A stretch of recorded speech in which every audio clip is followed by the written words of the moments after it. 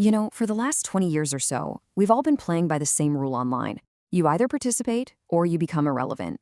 Having a voice meant having power. Simple. But what if I told you that entire rulebook has been torn up?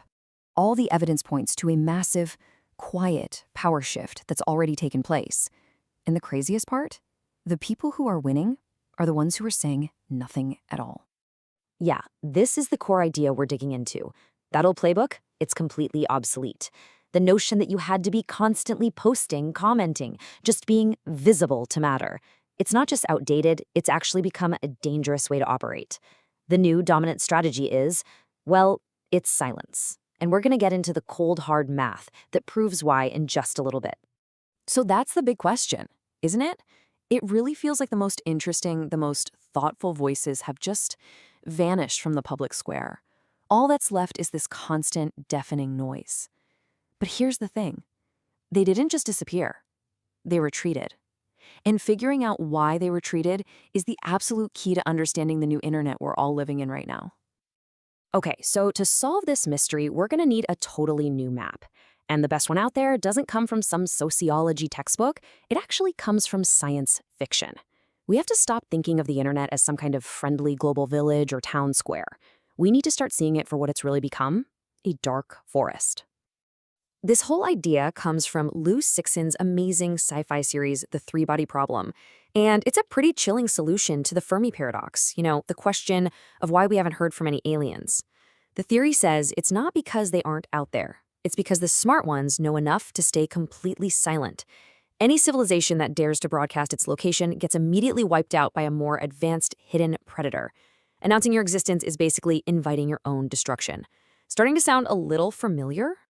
All right, let's bring this back down to a human level with a really simple analogy. Picture this. You're at a wedding and you're giving a toast. You crack an inside joke that's meant for just one table of your old college buddies. They get the context, they laugh, it's a great moment. But here's the problem. On the public internet, there are no separate tables. It's a phenomenon that's been called context collapse. Your little inside joke gets screenshotted, it gets ripped from its original meaning, and it's suddenly broadcast to a global audience that has absolutely zero context, and, let's be honest, often maximum bad faith. And just like that, your friendly toast isn't a joke anymore. It's a weapon, and it's being used against you. So where does that leave you? Well, when you realize you're stuck in a permanent global wedding toast, where any random guest can turn into a hostile witness against you at any second, the only truly rational, intelligent move is to just stop talking. You put the microphone down and you walk off the stage. But it actually gets even deeper than that. This whole environment doesn't just push you towards silence. It completely blips the entire structure of power and surveillance on its head. It creates something we can call a reverse panopticon.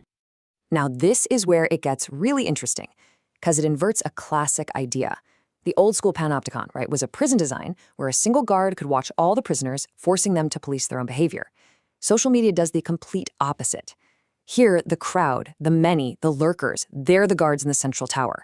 And the people creating content, the posters, the few, they're the prisoners in the cells, constantly being watched, forced to self-censor so they don't get punished by this unseen mob. But this whole shift isn't just about social anxiety or, getting your feelings hurt. It's actually being driven by something much colder and more calculating. There's a brutal, logical, economic reason that high-value people are choosing to be silent. Check out this stat.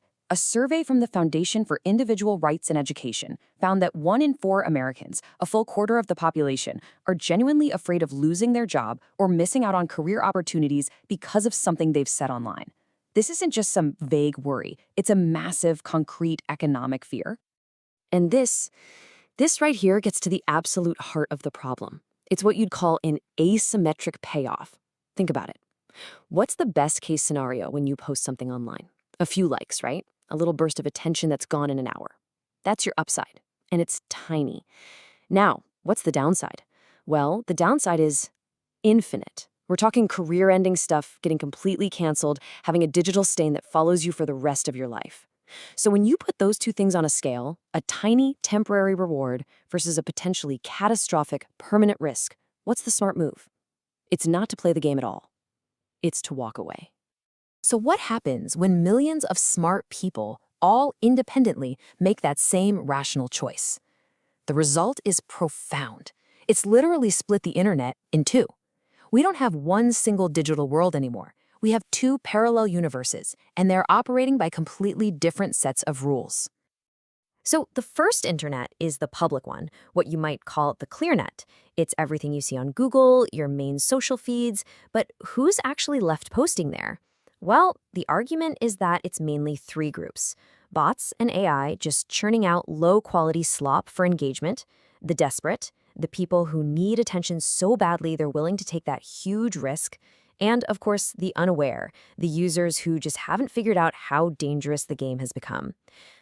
Then you have the second internet. This is the dark forest, sometimes called the cozy web. This is where all the real, meaningful conversations have fled to. And it's the exact opposite of the public web in every single way that matters. You can't search it on Google, it's not dominated by algorithms trying to make you angry, and access is tightly controlled. We're talking about private Discord servers, Telegram groups, paid Substack communities. These are high-trust spaces where actual nuance and real ideas can still survive.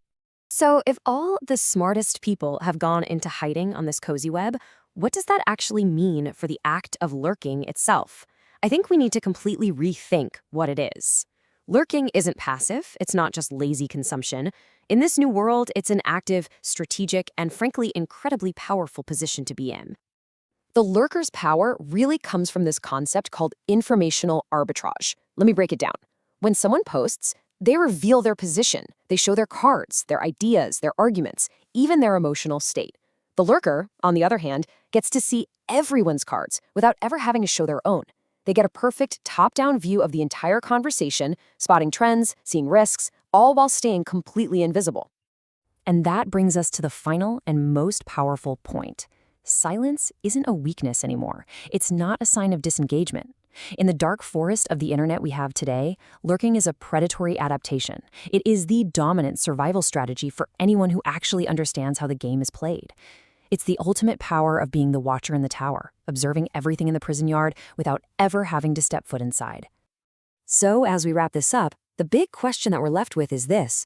If the smartest players have all decided that silence is survival and being visible is a trap, then what is the real cost of being seen? You know, as the public web just gets louder and more chaotic, maybe the most important conversations are the ones we can't even hear anymore. This whole shift has interesting parallels throughout history, right? From silent monks to quiet diplomats. What's another historical parallel you think I might be missing here? Let me know your thoughts down in the comments.